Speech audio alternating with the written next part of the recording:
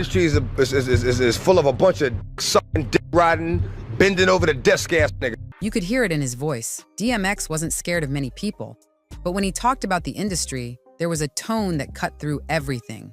Serious, sharp, almost like he was trying to warn the world before it was too late. And at the center of those warnings, Diddy. Back when most people were still calling Diddy a genius or a mogul or a pioneer, DMX was already putting distance between them. Not just professionally, spiritually. He didn't trust him, didn't want to be around him. And now, in 2025, with Diddy's empire on fire, it's hard not to think about everything X said years ago and how right he was. It started with something small, a weird comment. Diddy told DMX he wanted to take him shopping. That's what he said. DMX didn't laugh it off. He didn't play it cool. He got up and left. Fast. His own words, "Let me move before I do something I'll regret." That moment told you everything. DMX had already seen too much. He wasn't trying to play politics. He wasn't trying to make friends. What he saw behind the scenes, it scared him. Not in a physical way, in a spiritual one. Because what he described again and again wasn't just shady contracts or bad deals. It was a system, and Diddy was right in the middle of it.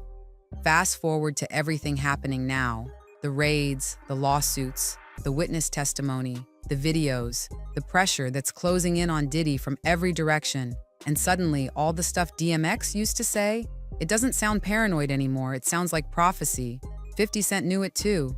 He watched X closely, saw how he moved, listened to what he said, and he understood why X always kept Diddy at arm's length.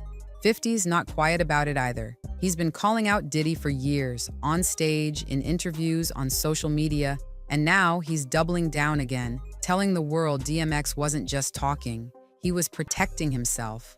X had already said it years ago. The industry is crawling with people who'll sell their souls. He said some artists were sleeping with execs just to get spins on the radio. And he wasn't vague about it either. He said the favors being exchanged had nothing to do with music and everything to do with control. He talked about dinner invitations that turned into manipulation, about how labels didn't want artists, they wanted puppets, people they could mold, control, and own. And that's what he saw happening around Diddy. Behind the flashy videos and champagne and talk shows, there was a different game being played, one that X refused to be part of. There's a reason he never signed with Bad Boy, even when Diddy tried to double the money. Even when he offered to lace his pockets, DMX didn't bite, because he knew it wasn't just a deal, it was a trap. And once you were in, you didn't come out clean. X made that clear in interviews. He said Diddy passed on him originally, said his voice was too rough. But when Def Jam came with the real offer, Diddy came running back, trying to act like he believed in the vision all along. X saw right through it. He said no, and that no might have saved him. He didn't want the fake dinners, the fake smiles, the fake handshakes. He didn't want to owe anybody anything because he knew what it cost. And now, with the court cases opening up, we're finally seeing what that cost really was. Testimony after testimony paints the same picture: manipulation, surveillance, abuse, and a culture where silence was currency. People are talking about hidden tapes, secret rooms, locked-down parties where everything was filmed and nothing was accidental. The exact kind of world DMX warned us about years ago. He said it straight up. This business is full of people who'll do anything to climb up, sell out, kiss up, bend over, whatever it takes. People laughed at him, called him crazy, said he was bitter, but he was just early. He even talked about how the industry treats artists like disposable products. He said the moment you stop making money, they're done with you, or worse, they find a way to make more off you when you're gone. He said it. Some of these people make more money off you dead than alive. That's not just a theory, that's business. X talked about how he never saw Biggie smile until he was gone.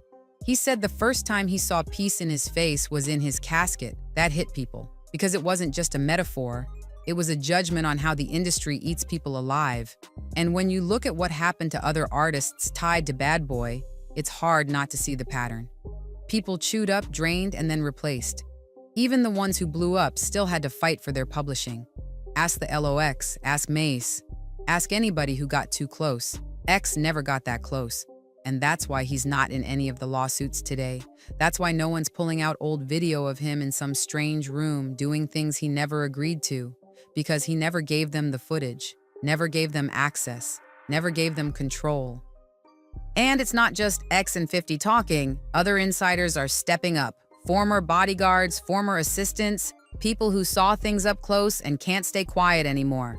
They're confirming the stories, adding more detail, filling in the blanks. Gene Deal, a former bodyguard in Diddy's inner circle, has already said the quiet part out loud. So has Capricorn Clark, who testified that Diddy once said, "I don't like all the back and forth.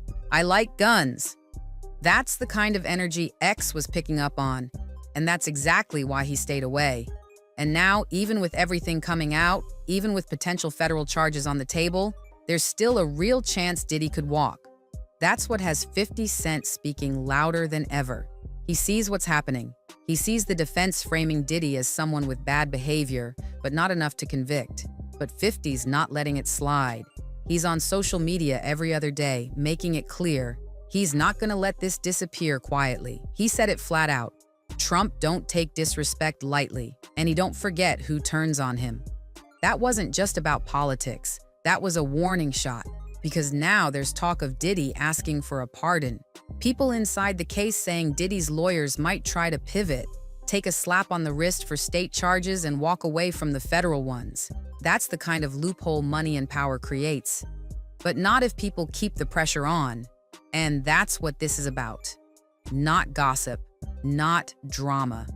It's about truth, about accountability, and about how a man like DMX, who got mocked for speaking it, ended up being the most honest voice in the room. He never played the game. He never chased approval, and he paid the price for it. But he never lost his soul. Now, years later, we're seeing why he kept his distance, why he trusted his instincts, why he said no to deals that looked good on paper but felt wrong in spirit. Because he knew. And 50 Cent? He knows too. He's making sure nobody forgets it.